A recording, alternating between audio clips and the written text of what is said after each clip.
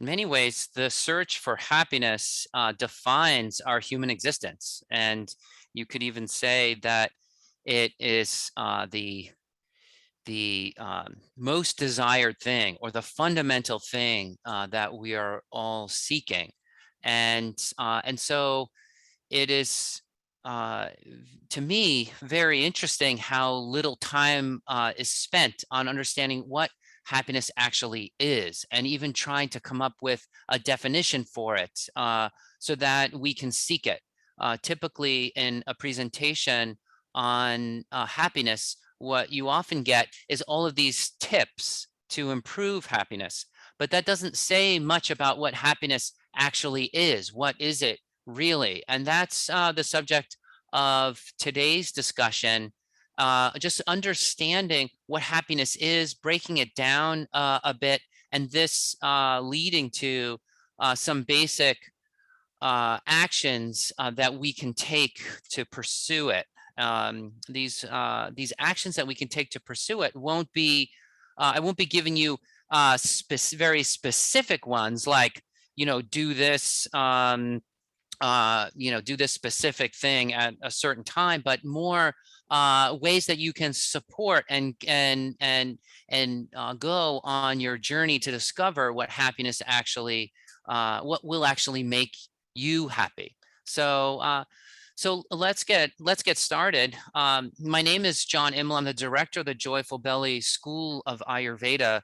Today's presentation is based on the writings of St. Thomas Aquinas and also Joseph Pieper, a Thomas scholar from the mid 1900s, who just wrote really amazing works on happiness and the virtues, giving us a lot of understanding into St. Thomas Aquinas's model of what happiness is. All right, so psychologist Sonia, and I don't know how to say that last name, Lyubomirsky, I hope I got that right. She's a modern psychologist who defines happiness as the experience of joy, contentment, or positive well-being, combined with a sense that one's life is good, meaningful, and worthwhile. And that captures a very modern understanding of what happiness is, and a great definition. Ruth Veenhoven, also not sure I'm pronouncing that right, says happiness is overall appreciation of one's life as a whole.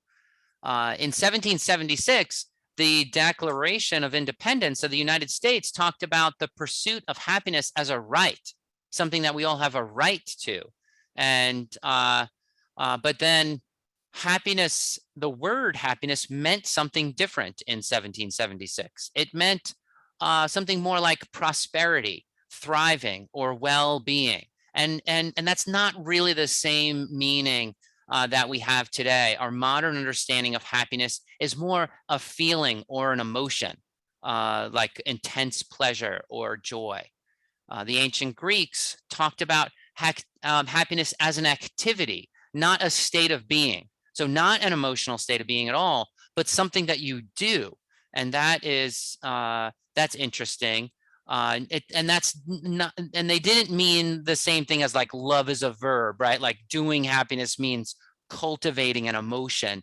No, it was actually something that you would do that would, or in other words, it was the search for the thing to do that would bring happiness to you. That's what they talked of as happiness. Happiness is doing that thing which satisfies the purpose of human existence. And that actually is close to what St. Thomas Aquinas says, is what is that thing that we do which satisfies the purpose of human existence? That's pretty close to what St. Thomas Aquinas' definition of happiness is, and how we'll talk about it. Actually, we'll talk about 4 different aspects or parts of happiness, including the modern definition. So again, with all these definitions of happiness, we are left sort of pondering, what is happiness actually? You can go to any culture or any philosopher or any religious faith, and they will have a slight different definition of what happiness actually is. And so then the means of achieving that happiness is also slightly different. And so that's why when we talk about happiness, it almost makes more sense to talk about happiness in the context of a tradition, so that we know, because it's such a big subject, that we can sort of explore the vastness of the topic in a coherent way. Yeah. So one is the question of what happiness is, and the second is the question of how do you get it? And you see all these memes everywhere of how to get happiness. Like in public schools, the message of happiness is always follow your dreams, right? That's what the public schools tend to tell the kids, follow your dreams. That's something that's just, almost indoctrinated into the students of public school education. And that is, an interesting contrast to that is the longest study of happiness. The Harvard University has been conducting a study of happiness, I believe, since 1934. And the conclusion of that study, it's an ongoing study, is that stable relationship is the best means to happiness. And that, interestingly enough, is sometimes the opposite of following individualistic dreams, right? But we all know that there's some amalgam of following individual dreams and being in stable relationships that probably captures what humans actually need to do, right? It's probably there's an intersection point of following your dreams and stable relationship that might be a sweet spot. Now, Buddhism says that you get happiness by overcoming all cravings, right? That you overcome all desire and aversion. That's the Buddhist model of how to get there. And Catholicism, which is St. Thomas Aquinas's tradition, the Catholic take on it is God made the world and saw that it is good. So, that's from Genesis, and so we're meant to enjoy it. In Catholicism, passion and desire are good things, and the very word romantic comes from the Roman culture, right? Roman Catholic culture. The idea that the origin of that word sort of shouts out to the embracing of passion in Catholic cultures. And so I'm not here today to sort of tell you, which of these means is the right one, but just simply going deeper to answer what happiness is, and even the question of what exactly are you doing when you're enjoying something, and I think that that can help us stay connected in the right way to the things that make us happy, and so I will talk about, and you'll be able to identify at the end of this presentation the four parts or components to happiness: what enjoying is, what you have when you are happy, and some daily acts that will keep you directed towards happiness. And as I mentioned, I'm discussing this in the tradition of St. Thomas Aquinas. So in some ways, it'll be a uniquely Catholic understanding of what happiness is, but in many respects also universal. The understanding can be applied in many cultural or religious contexts. St. Thomas Aquinas was a contemporary of St. Francis of Assisi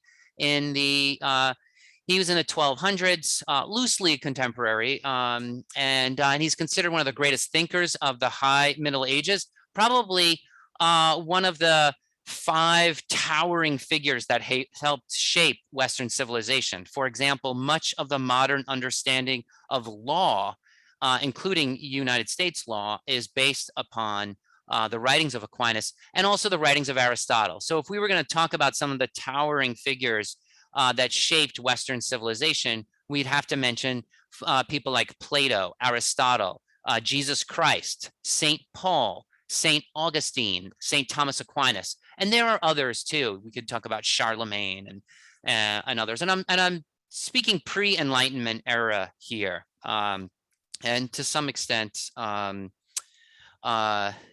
pre-Enlightenment era. This pre-Enlightenment era Western wisdom tradition is frequently overlooked and discarded. Despite that, it's a thousands of year old tradition. It's somewhat out of fashion maybe because it was too popular that people got bored of it or sick of it or something. But the fact is that the Western wisdom tradition is frequently sort of overlooked in modern public school education. Who here has studied Plato and Aristotle in your high school? But these topics that Plato and Aristotle raise are not beyond the comprehension of public school students at all. And so hoping that today's presentation will fill some of that gap. All right, so again, moving forward, happiness. The simple definition that St. Thomas Aquinas would give is that it's the thing which satisfies what I am, right? That somehow we have this human nature and there's something which satisfies that human nature, and we want to know what that is, even if it's impossible to attain it, right? And he actually does say that, that it is impossible to attain perfect happiness in this life, right? I don't want to let the cat out of the bag here, but that doesn't mean that there isn't some concept that would totally and completely satisfy what I am, satisfy human nature. Actually, and that on that subject of impossibility, I think every religious culture agrees with Aquinas on that. There's so that's not something that's unique to him. What is that thing which fulfills the purpose of me, or whatever created me, actually, because I didn't create myself, but something created me and my nature, and how can I fulfill the purpose of whatever that, however I came into being, whatever that thing was that created me. How do I realize my full potential? And so you often see, as you go around the world, you see that happiness is talked about as synonymous with self-realization, that somehow it's realizing my potential, fulfilling my purpose, fulfilling my mission. In the Eastern language, you might call that fulfilling my dharma, right? That there's, what is the perfect version of myself? How do I perfect myself so that I can receive happiness? Many traditions will talk about it in that way. And so happiness is something that's according to nature. It's according to our human powers. We we don't necessarily have the we're not omnipotent, that we have limited powers, and so our happiness in some ways is subject to the limitations of our humanity. Animal satisfaction is different than human satisfaction. Humans have what animals have. We have a body, and animals can satisfy their bodily nature. We can satisfy our bodily nature as well.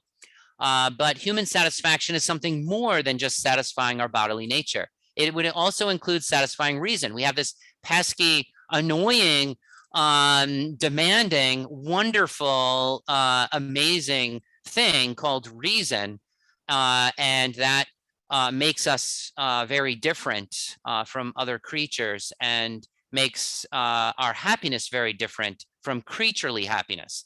So if we, there are some that might say, oh, animal, that, I'm just going to live a simple life of pleasure, and just satisfy my bodily needs. But anyone who, who looks deeper into it can realize that it's not just pleasure seeking, right? That makes us happy. We can be extremely miserable despite having every pleasure.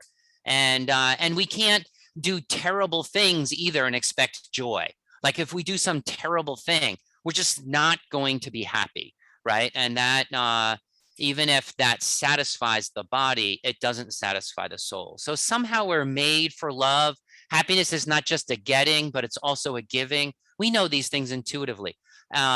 If we think about the happiest moments of our lives, those are often the times where we were able somehow to be greatly generous. And so you can even say that satisfying the human spirit is so much harder than mere physical satisfaction.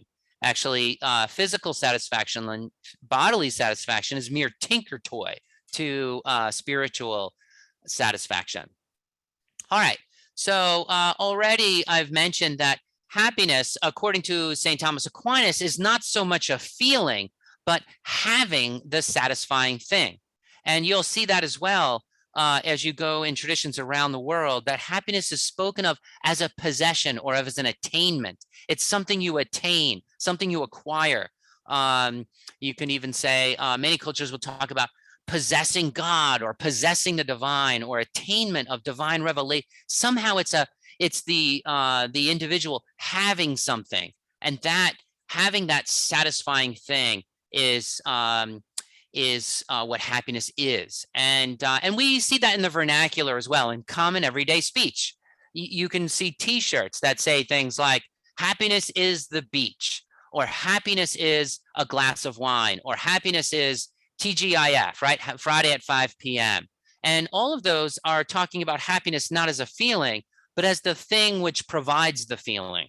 And that is the way St. Thomas Aquinas talks about it. That thing which, when you get it, would give you ultimate satisfaction, ultimate peace, ecstasy, and joy, right? So does Friday at 5 p.m. deliver on that promise? Does the beach deliver on that promise? Here with my family in St. Augustine right now, and I can say that the beach is a pretty happy place. But is it ultimate satisfaction? Well, if the waves are good and surf's up, maybe. That glass of wine, maybe that it does give you a great share in divine joy. But is it happiness itself? And of course, I think that we'll answer what that greater happiness is. All right, so you can see here that we're talking about happiness in these few different ways. We've talked about it as joy or an emotion or pleasure. We've talked about it as the thing which provides the joy. So what are all the components or all the pieces to happiness? And we can speak about happiness as that drink which satisfies. We can talk about happiness of the drinker. We could talk about drinking from the cup of bliss, right? The act, the act of having the drink and partaking of it. And we can talk of happiness as having drunk the drink of bliss, right? Drunk that cup of bliss. And so we could be and that the modern definition of happiness is that sort of ecstasy or joy that would fall under the category of drunk, right? That we have been satisfied, and now we have the consequent joy of that. So 4 parts: identifying the thing which satisfies, and then there's the person being satisfied. Then there's the act of having or possessing or attainment, where the drinker attains the drink. And then there's the having partaken, the consequent feeling. The 4 main parts, and in a very sort of simple way, you can think of them as drink, drinker, drinking, and drunk. So there's the 4 parts. I see there's a question there. Well, I can turn on chat and do a quick scan on some of the questions. Although I'm not going to take a question right now in the middle of the presentation.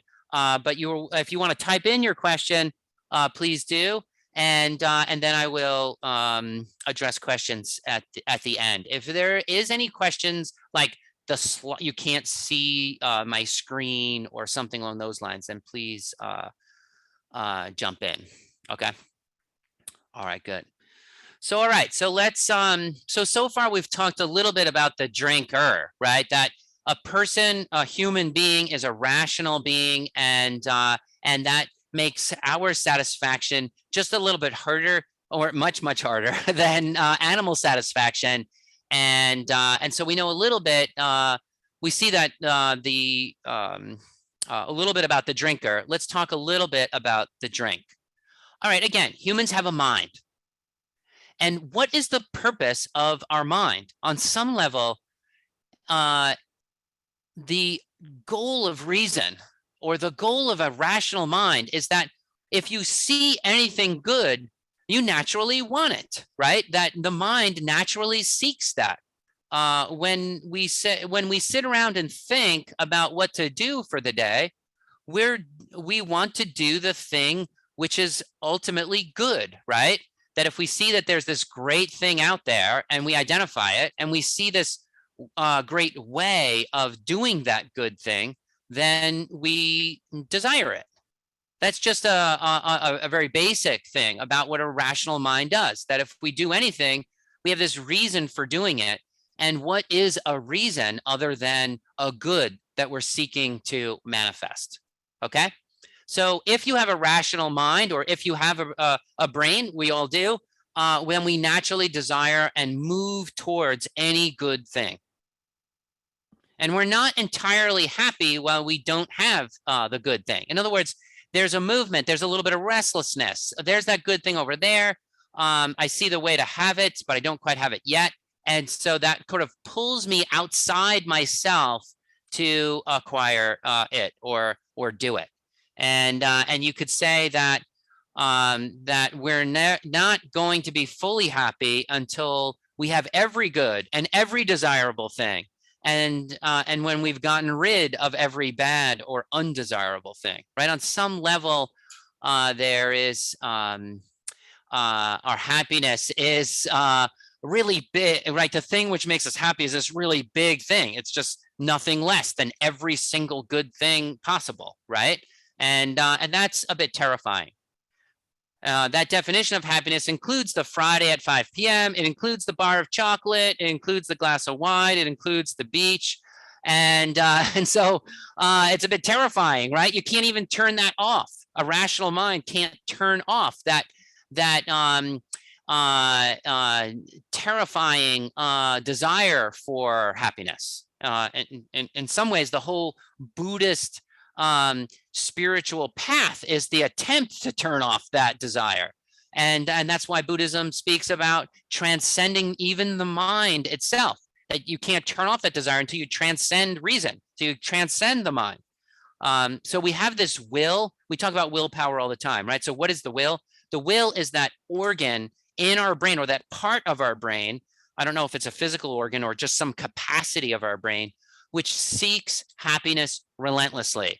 The will is defined as the rational appetite, which means that when the reason identifies something good, your will wills it to be, right? Your will wants it. And so the will is this desiring part of our brain.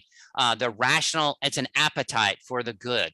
And you can't turn it off. It seeks happiness relentlessly. And there's a kind of militant neediness of any rational creature. As I said before, the spirit even more needy than the body. So this is a bit terrifying. Nevertheless, it just is what it is, right? We're not going to, try to make it prettier than it is. It just is that way.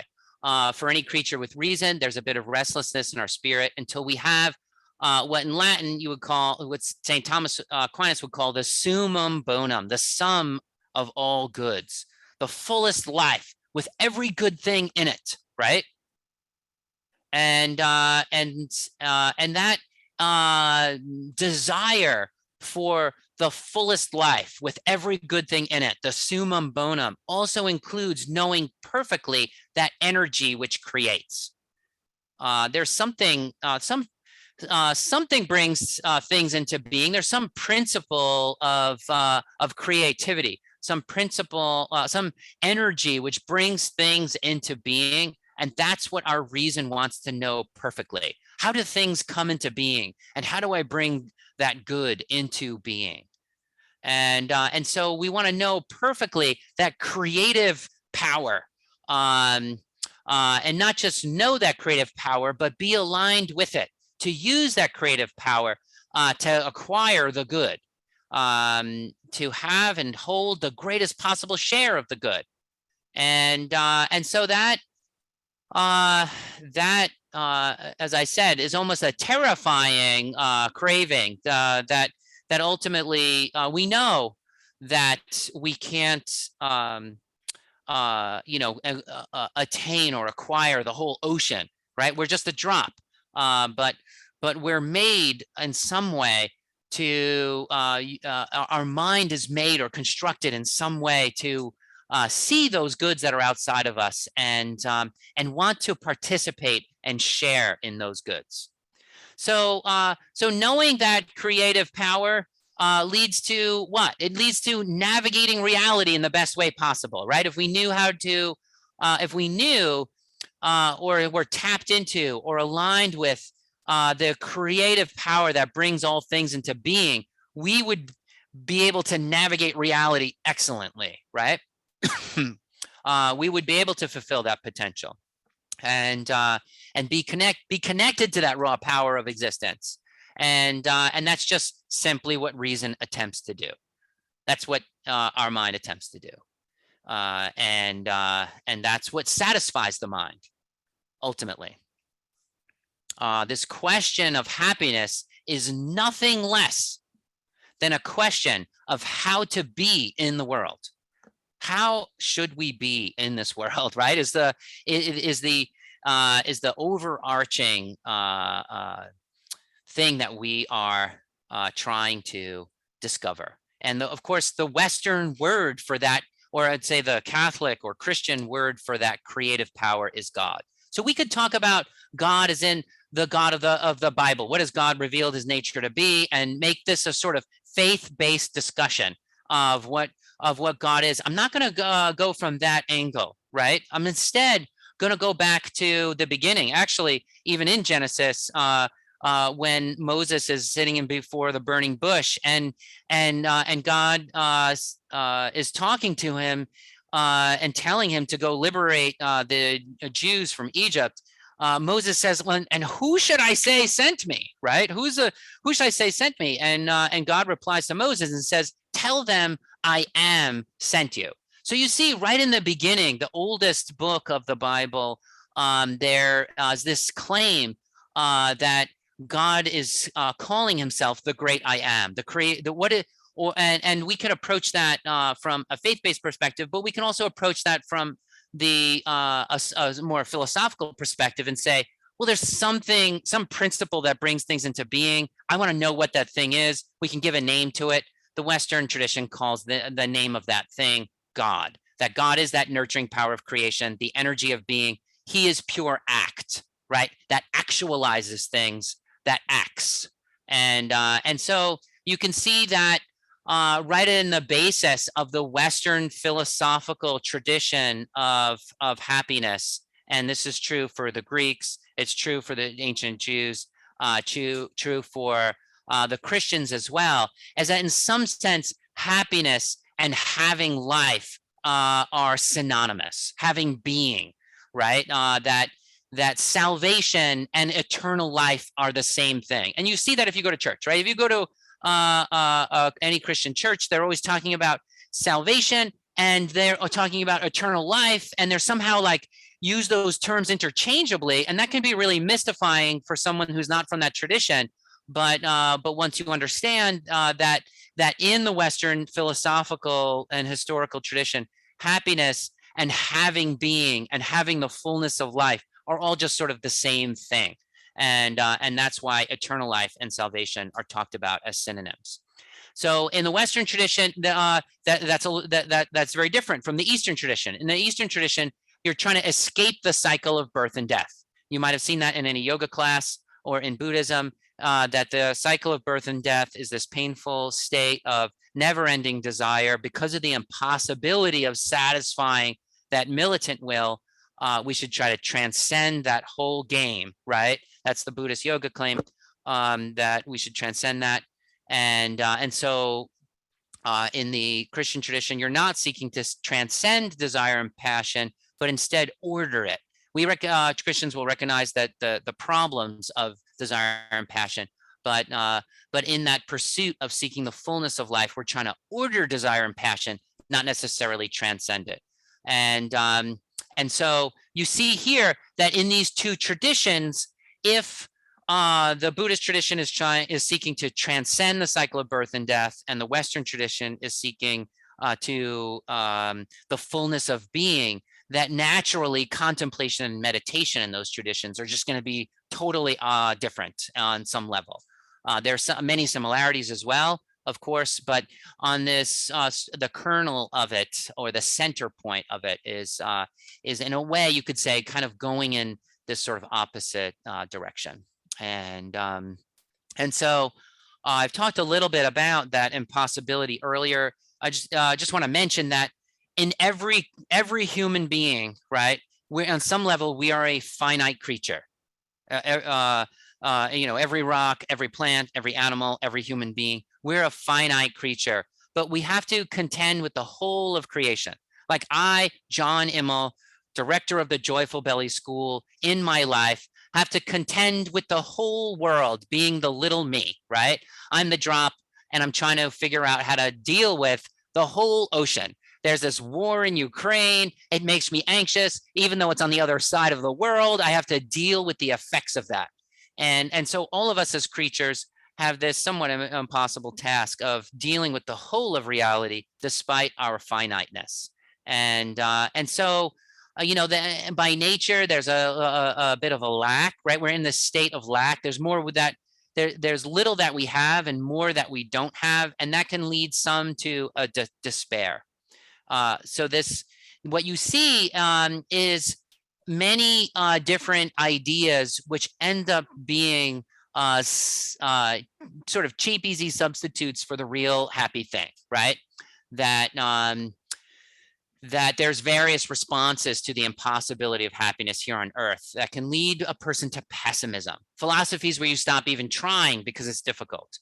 You can sort of reach for easy substitutes too. You see like the whole desire for health. Like if I could just be super beautiful, I would be happy. Or if I could be very wealthy, I'll have a great share of happiness. If I'm very powerful, I'll have a great share of happiness. If I have honor or glory or appreciation from others, I will have happiness. And in fact, those are the four main distractions from true happiness. They're good to know if you want to even write them down. Health, wealth, power, honor, right? Those are the four main distractions to what real happiness is. And I'll challenge all of you actually to just even like ask yourself, like, which of those do you get most distracted by?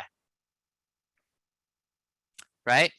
Which of those is most distracting to you? Do you seek wealth as the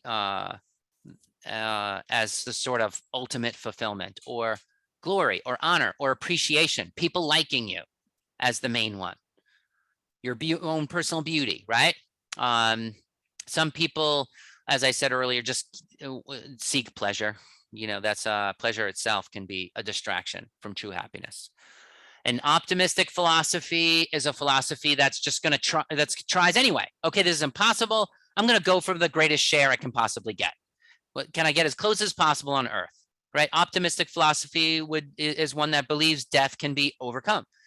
That an optimist philosophy would be one of saying one kind of or flavor of optimism, which is the Christian philosophy of St. Thomas Aquinas, is that, well, I can't necessarily get happiness while I'm alive, but I'll get it in heaven. I'll find eternal happiness there. So regardless of that, of the strategy that you use to deal with that, or deal with the difficulty of having happiness, we still, know that we're just not quite at rest until our reason is satisfied, till we have those goods, and we recognize that if we are to get happiness, it must be a gift, and this is something we all know intuitively. That you can make great plans to be happy, and you can do everything right, but you don't necessarily feel this wave of happiness come over you. But then you are doing something simple one day, and then happiness sort of descends from out of the blue, and you feel happiness for a bit. So we can't mastermind it. We can't exactly plan for it. We can develop our virtue. We can do the right thing. We can improve our chances. of being happy by navigating the world well, but we can't, even if we navigate it well, there's no guarantee. And then at some point, happiness just descends upon us, right? Okay, so I've talked about the pessimistic part of it, right? I've talked about the difficult part of it, the impossibility of it. But what actually can we accomplish? What share of happiness can we get on Earth? And what can, and how is it that we enjoy something? So let's turn our attention a bit towards that. So what's something we can do? Well, one thing we can do is we can identify the source of the perfect good, right? We can name that thing. Again, the Western name for that thing which brings all things into being is God. In a way that you could, at the level I'm talking here, that's a vocabulary word. You could have your name for that. But if you identify that perfect good and name it, you can praise that thing, love that thing, turn towards that thing, get as close as possible to it. And that is what St. Augustine meant when he said, my heart was restless until it rested in thee, right? We try to turn our whole self towards that perfect good and recognize that that is the thing which satisfies us, and we can praise, love it, and turn towards it.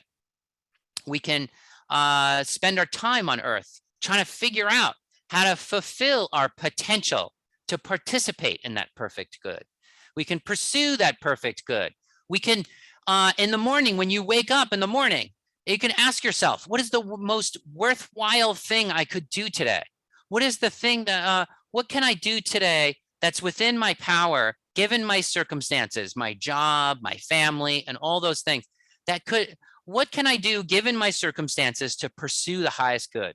Maybe it's hugging your child before you leave for work. Something simple like that. Maybe it's picking up a book and reading a book and improving yourself in some way. Or maybe it is, making a donation to a charity. Who knows what, right? But you can, at the beginning of every day, try to identify what is the most worthwhile thing I can do today, and then go do it. You can spend your time trying to understand your part in the whole, your mission in the yoga world, your dharma. Recognizing what else can we accomplish? We can recognize that there's this natural trinity to life, that there's this perfect good, this creative power, there's ourselves, and there's the relationship between the two, right? That's the sort of natural trinity that we just try to understand. We try to understand ourselves, we try to understand the perfect good, we try to understand the relationship between the two. And then we try to proactively choose and stay mindful of how our current actions are related to that ultimate happiness.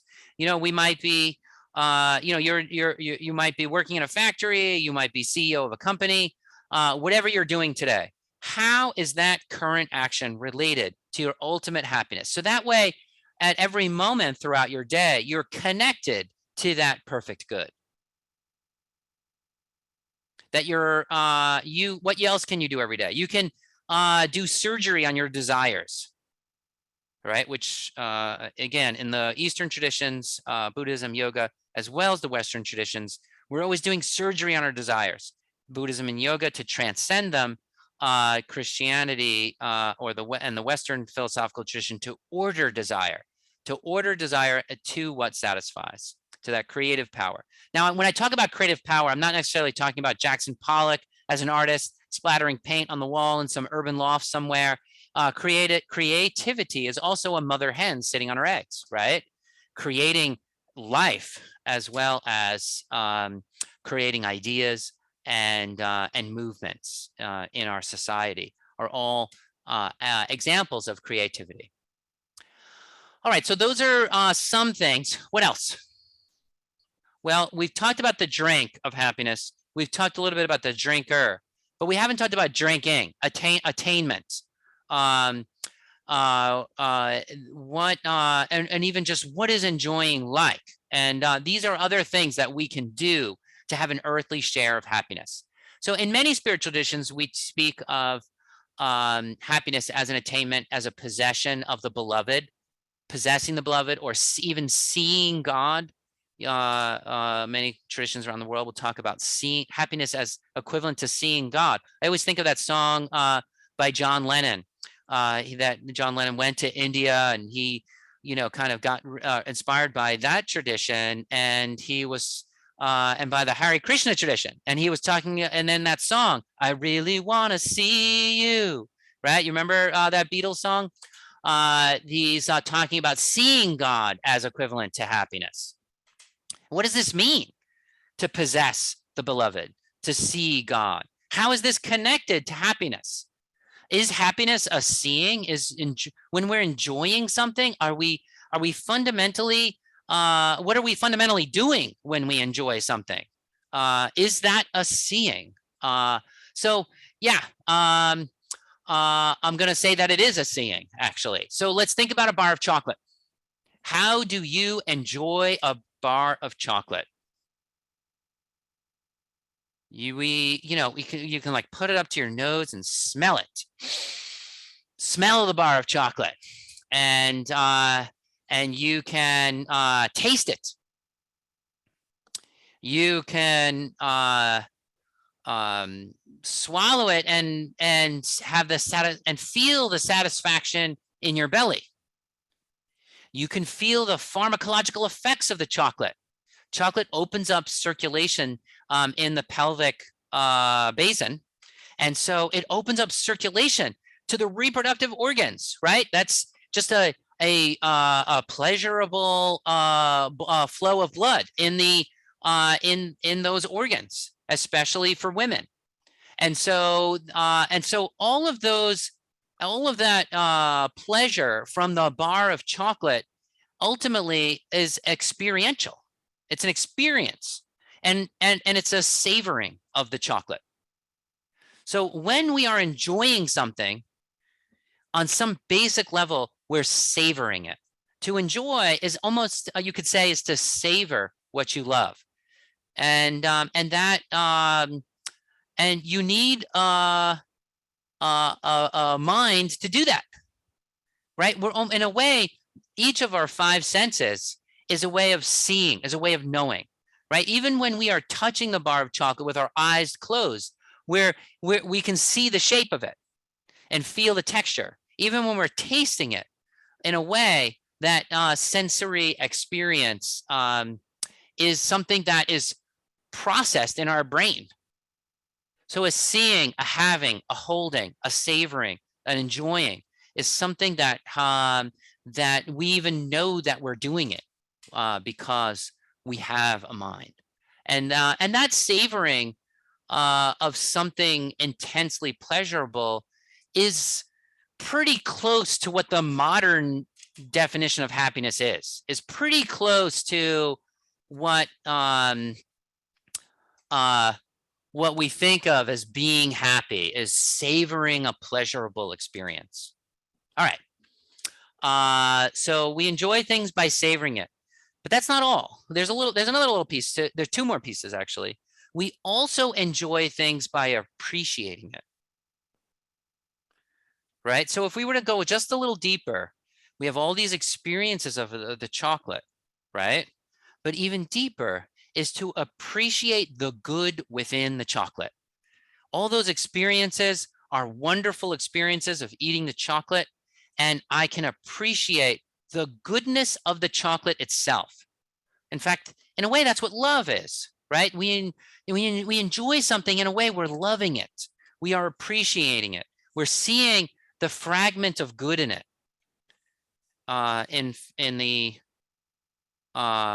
In St. Thomas Aquinas' tradition, the Western Catholic Christian tradition, every little thing has a share in goodness. And that means every little thing bears a stamp of the creator, right? There's something which created all things, and every little thing has a little stamp of that creator's nature on it. And so when we are enjoying the goodness of a bar of chocolate, we're enjoying that fragment of God within the chocolate. We're appreciating the meaning of the chocolate bar. And you'll see that a lot of modern psychology about happiness talks about appreciating meaning. Like, look for meaning in things. What is the thing is just a dead thing unless there's meaning there, right? Science tells us that it's all just a collection of atoms, a random collection of atoms. But we know as human beings that it's not just a collection of atoms, that superimposed on the physicality of anything and everything is meaning. That there's a spiritual value of every single thing that can't be measured with a scale, or but we can understand its meaning. We can appreciate its value, and so you may have heard this word, the sacrament. In the Catholic Church, they're always talking about sacraments. And what is a sacrament? It's a visible sign of God's presence, that there is a fragment of God in all things, and to appreciate something is to see its sacramental nature, to appreciate that speck of goodness within it. And that is something that we can do on earth, right? That is something that we can attain, is an appreciation of the goodness of a thing. And thirdly, we also enjoy something. We enjoy things by savoring it. We enjoy things by appreciating it. And fundamentally, we enjoy it by absorbing its nature, right? When you fall in love with someone, what is, you're almost in a state of amazement, right?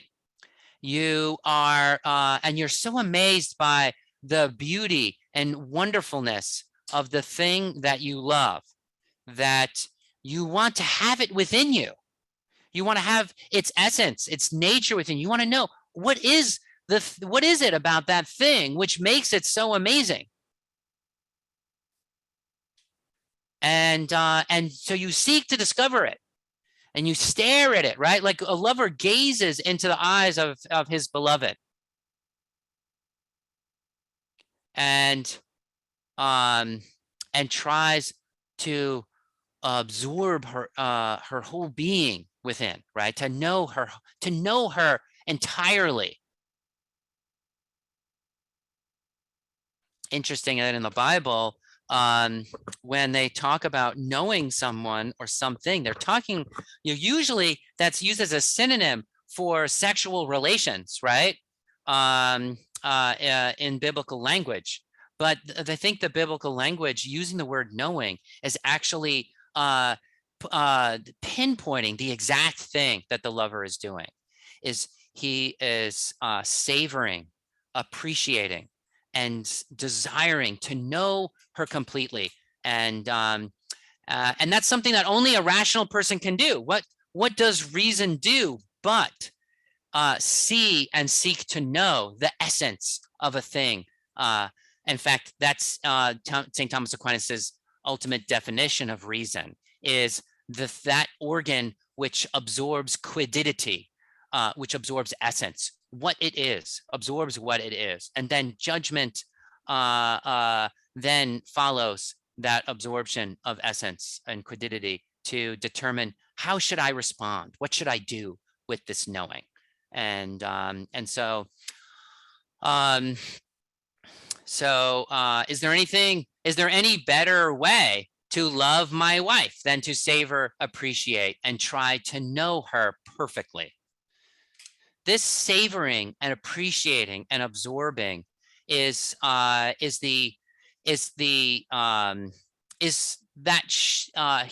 earthly happiness that we can have. In fact, every time we are amazed, we do these three things almost instinctively. We do them almost.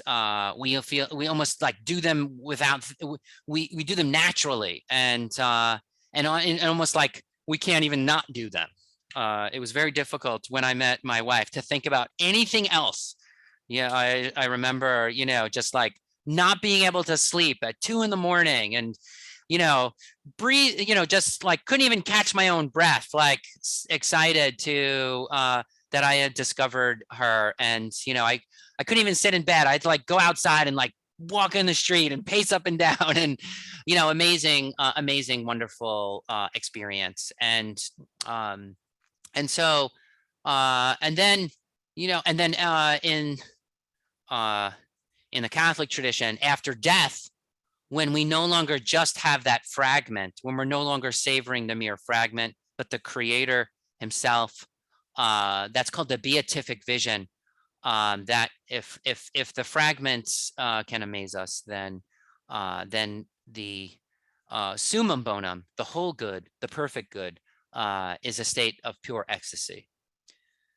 So all of these most pleasurable experience, whether it's chocolate, sex, any of these pleasurable things, they make us happy because we recognize them, because we contemplate them and savor them, because we are being with them in the most intensely active way. And another interesting dichotomy we can see between the Eastern tradition, which seeks stillness, and the Western tradition, which seeks the most intense activity, right? That the contemplation, Western meditation seeks intense activity, whereas the Eastern tradition seeks intense and complete stillness. Another interesting dichotomy between the contemplative traditions of those two worldviews. So, we're with that bar of chocolate, we're being with the bar of chocolate, the pleasurable thing as it is happening. And that is why enjoying itself is a form of contemplation that I can best describe as touch gazing, right? A form of meditation where the best word that I can find for that form of contemplation is touch gazing, what you love. To touch gaze what you love is to see it, to experience it in this very near way, experience what we love in a very near present way. All right, so that's drinking, right? That's the when we drink the cup of happiness. That is what we are doing. That is what enjoying is, right? And then, and so in some ways, there's this, being drunk and drinking is, sort of simultaneous. But I want to say a few more things about that state of ecstasy, that it is eternal, unchanging, and restful. So it's still, in that sense, we're talking about the Eastern tradition of stillness.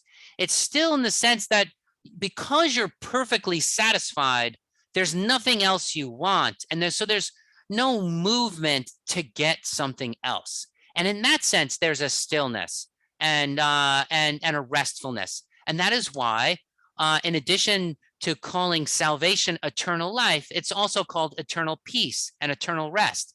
It's why we put on people's gravestones, rest in peace. And I've talked about all these synonyms for happiness, right?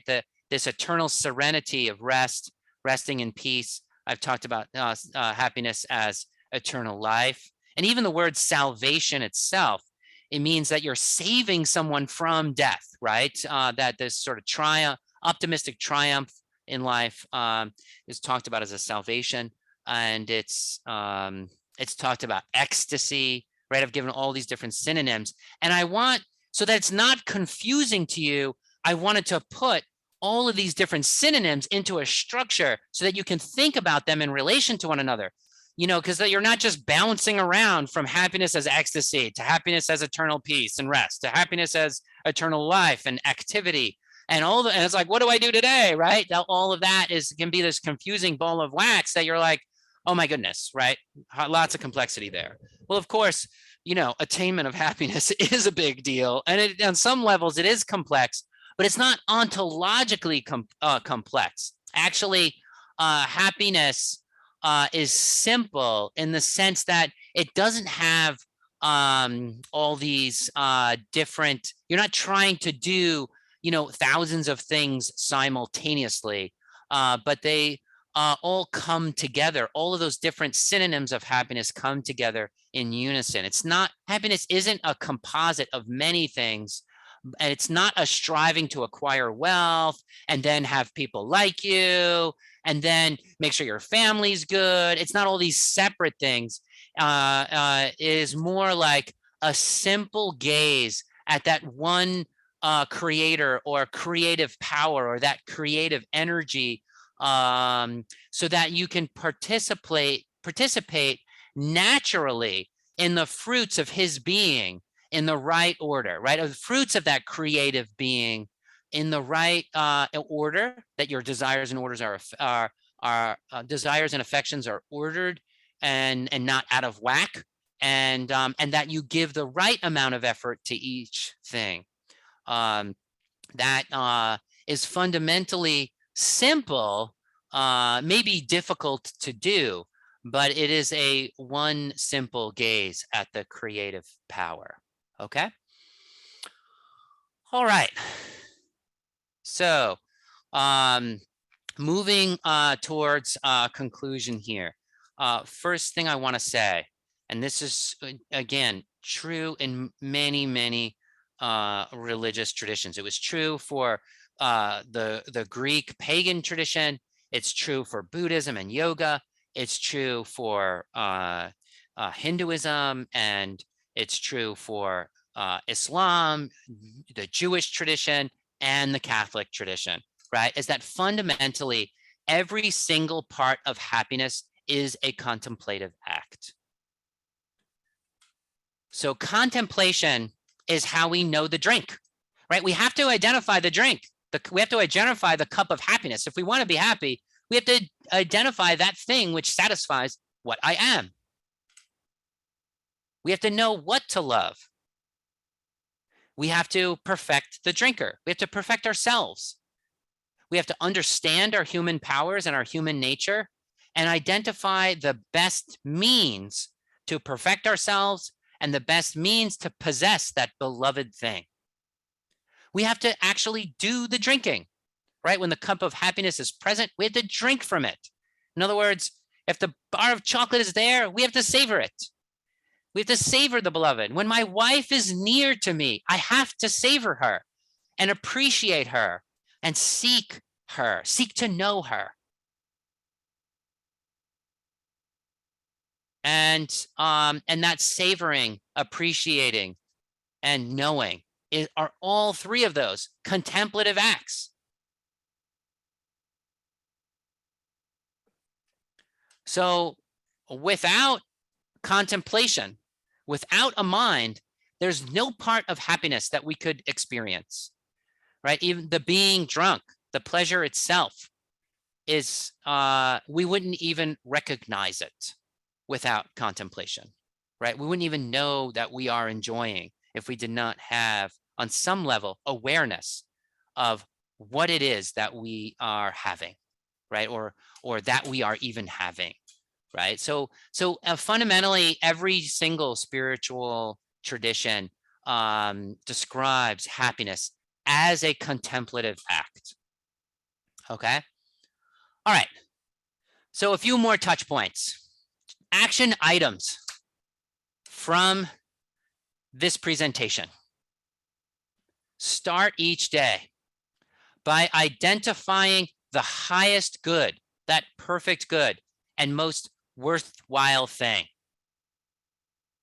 Then do surgery on your desire by attempting to love that thing, right? To worship that thing, love, worship, praise that thing. Love it through song, love it through prayer.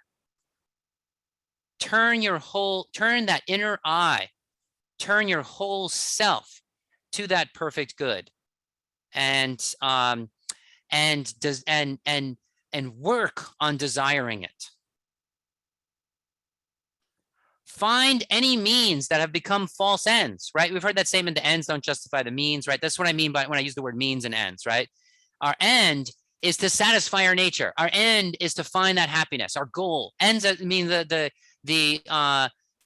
goal. Find means Find wealth is a great good. It's a means to happiness, but it's not happiness itself. Honor is a great good. It is helpful to have honor, but it's not happiness itself.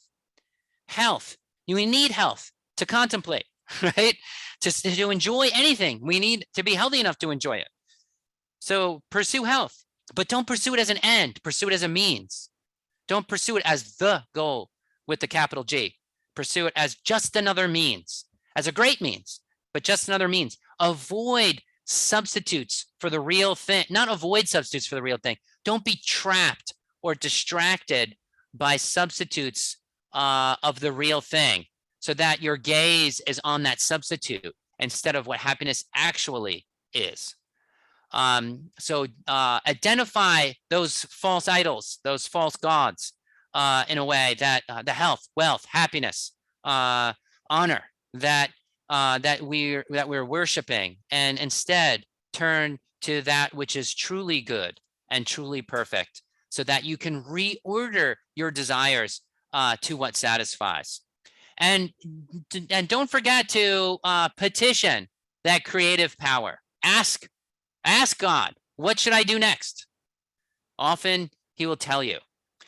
Throughout the day, practice seeing that sacramental nature of things, the God fragment within things. If you walk by a flower, smell it, right? We say all the time, right, to stop and smell the roses. Is that really what happiness is? Yeah, it is. That's actually what happiness is to take that moment to savor the fragment of God within that rose, and to see it, to see its goodness. If you go about life seeing the goodness in things, you will be an incredibly happy person. Savor that goodness, appreciate it, absorb its essence, know its essence, have its essence within you, and of course, be grateful. Be grateful for that little God fragment that you saw. You don't need to live in the most beautiful mansion to have something beautiful nearby. It's growing in the park nearby. It's in the it's that weed in the crack of the sidewalk, right? It is that potted plant that's in your window, right? While you're doing the dishes, the flowers right there, right? There are many wondrously complex, beautiful things that are surrounding you, and those are that fragments of God that you can pick up and enjoy and every day. So I want to thank all of you. This presentation has been a 4-year effort of studying St. Thomas Aquinas' Summa Theologiae, a 10,000-page book, and not necessarily the easiest read, but an amazing, incredible, very common sense, almost intuitive, but nevertheless profound text with many forgotten things in it. 4-year effort studying the Summa Theologiae. This presentation was a 4-year effort studying his Summa Theologiae, studying Joseph Pieper's books, Happiness and Contemplation in particular, but also his works that were life-changing inspiration to me, particularly his book, Faith, Hope, and Love. Incredible book. He's a Thomist scholar. And, you know, in spiritual traditions, we talk about having faith, right? But who here can talk for more than 5 minutes about what faith actually is, right? Another important thing. What is faith? What does it even mean? What does it mean to hope? What does it mean to love? Pieper does an excellent job answering those questions, and I found life-changing healing and inspiration from his works and the field of virtue psychology. So great. I want to thank you all for showing up for today's presentation and taking that interest in knowing and discovering what happiness is. Happiness is a gift that you can share with others, their insights and wisdom and understanding.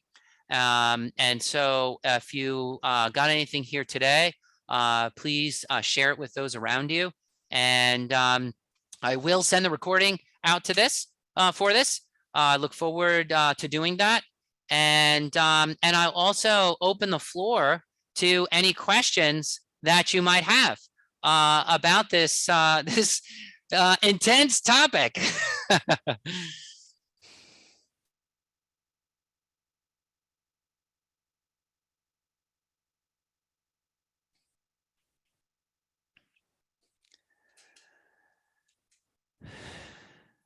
I see one person has their hand raised who was calling in. I don't see your question, but feel free to unmute your line. Maybe you can't, maybe if you're calling in, you can't unmute. I don't know if that is, I'll click the ask to unmute and maybe you'll be able to. Any other questions? Any questions that anyone has? It means I either did a great job or a terrible job. It's one of the two. Hopefully it's the great job.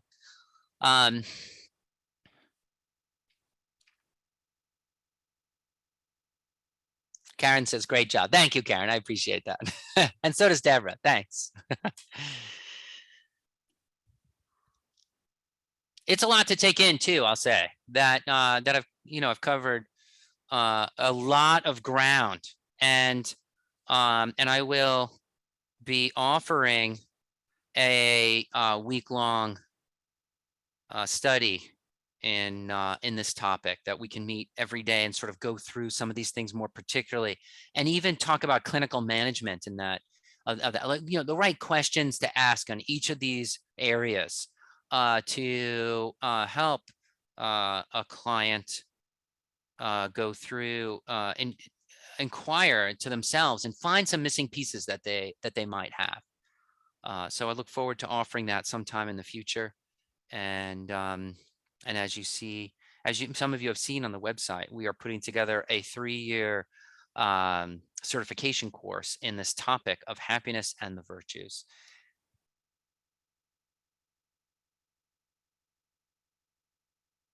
Okay, great. Judy's correcting me. Thank you, Judy. The song My Sweet Lord was sung and composed by George Harrison, not the Beatles, not John Lennon. Okay, good, great. Thanks, Judy. I won't make that mistake again. I appreciate that.